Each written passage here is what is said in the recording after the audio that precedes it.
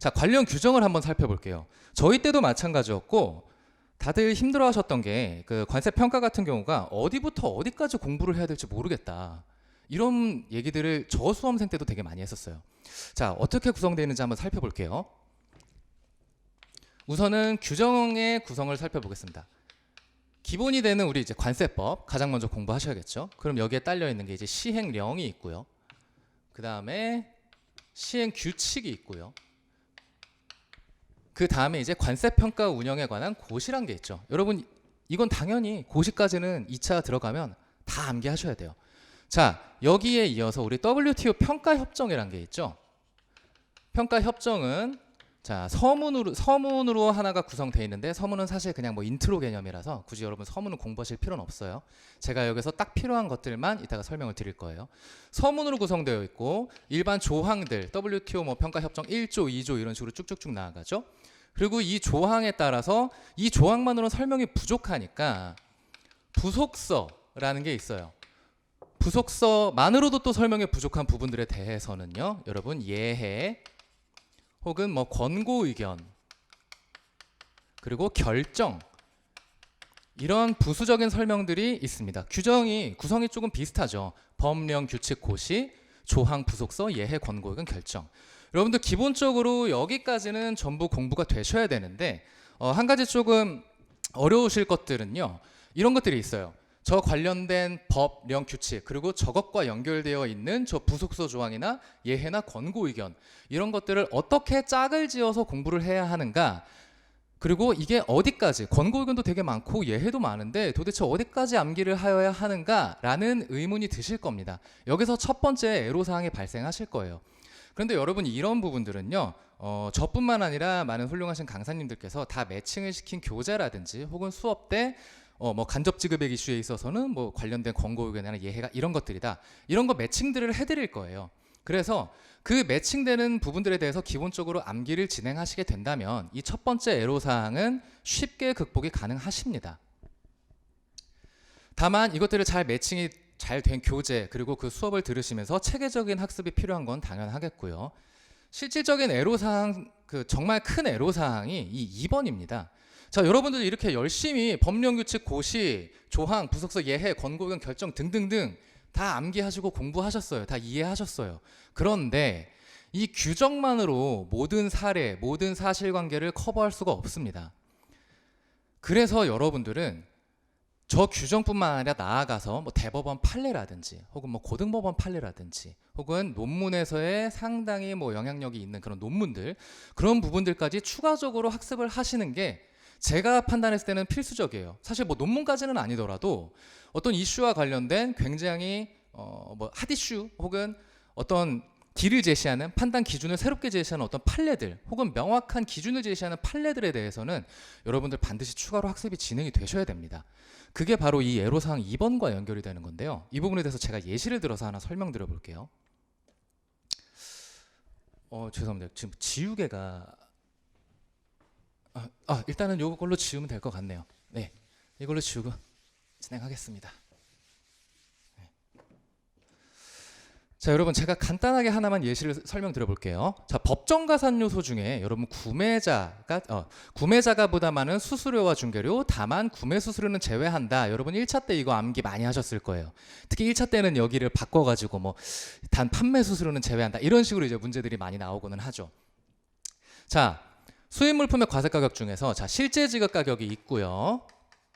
간접 지급액은 없다고 가정을 하겠습니다. 자, 수출자가 판매자한테 팔아서 이제 인보이스를 발행을 했고 그 가격이 간접 지급액 없이 딱 그냥 실제 지급 가격만 있어요. 그랬는데 알고 보니까 수수료가 있는 거예요. 구매 수수료가. 그러면 자, 저는 법정 가산 요소를 이런 식으로 기재를 하겠습니다. 자, 여러분들은 딱 판단이 되시겠죠. 법정 가산 요소 중에서 수수료와 중개료가 법정 가산 요소에 있었는데 단 구매 수수료는 제외한다라고 되어 있었어 라고 떠올리셨을 거예요. 자, 여기서 잠시 거래도를 하나 그려볼게요. A국에 수출자 이렇게 A가 있습니다. 그리고 B국에 구매자가 있어요.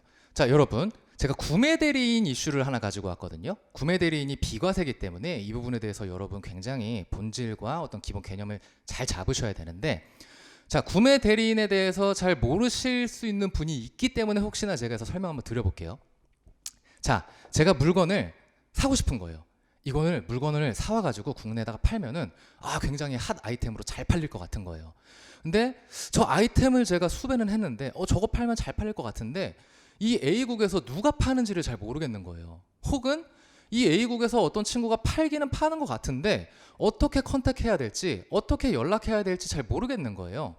그래서 이런 경우에 대리인을 많이 찾아보죠. 그래서 이쪽에 있는 이 C라는 친구의 대리인을 찾았어요.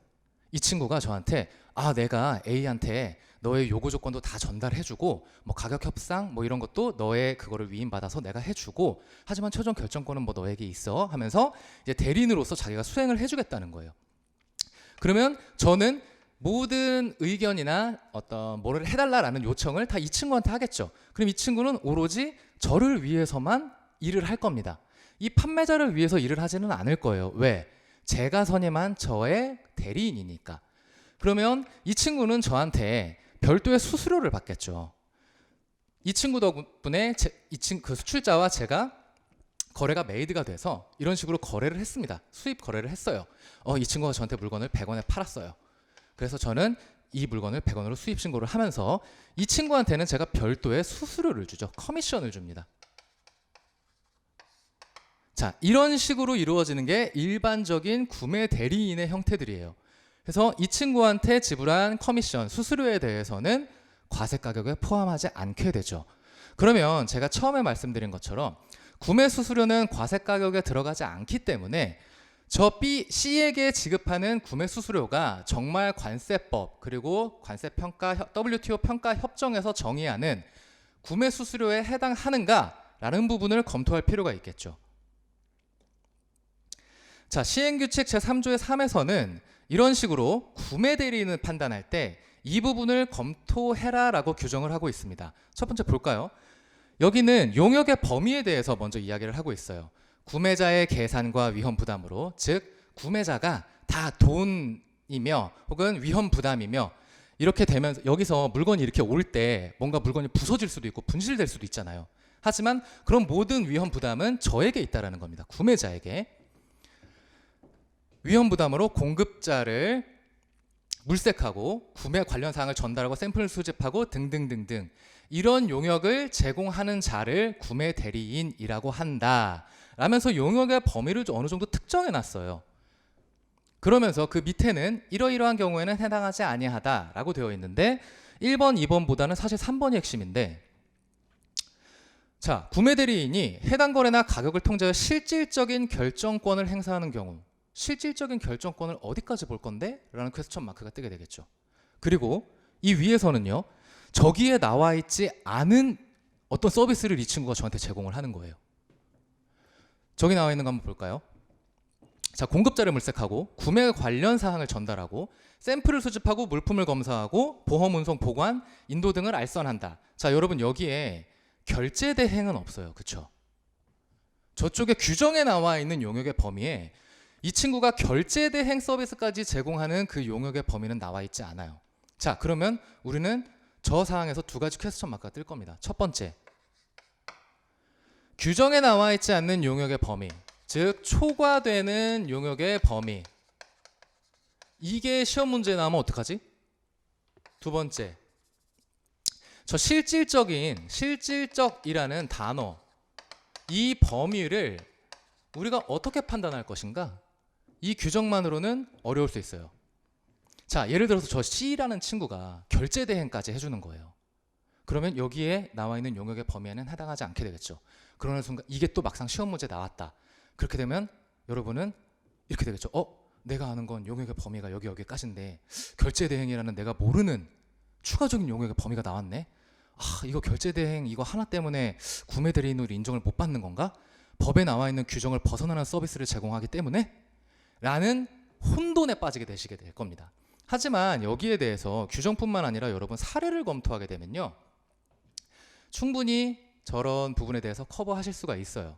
자, 지금은 제가 시행 규칙만 말씀드렸는데 추가적으로 한번 볼까요? WCO 해설에서는 여기서도 비슷한 이야기만 하고 있어요. 위임자의 계산으로 구매하거나 판매한다. 보수는 수수료의 형태를 취한다. 이거는 저희 시행규칙에서 본 그것과 동일하죠. 그리고 구매 대리인의 보수는 물품에 대한 지급과는 별개로 수입자가 지급한다. 다 규정에서 나와 있는 것들과 비슷한 내용들이에요. 평가협정 예외를 봐도 마찬가지겠죠. 여기에도 뭐 소유권의 위험을 뭐 부담하는가 안 하는가 추가적인 것들도 있기는 하겠지만 이 규정들에 나와 있지 않는 새로운 사실관계가 시험 문제에 나오게 된다. 이 가능성을 절대 배제할 수 없습니다. 하지만 이 규정에서 나와 있지 않은 부분들에 대해서 이슈가 터졌고 이런 부분들이 판례에 의해서 한번 최종 결론 지어진 부분들이 있다라고 한다면 여러분들은 그 판례까지도 학습을 하시게 된다라면 수많은 사실관계들에 대해서 유연하게 대응하실 수가 있게 되는 겁니다. 그래서 제가 아까 말씀드린 부분 중에 반드시 여러 사례까지 같이 학습하셔야 한다라는 것들을 말씀드린 이유가 되는 겁니다.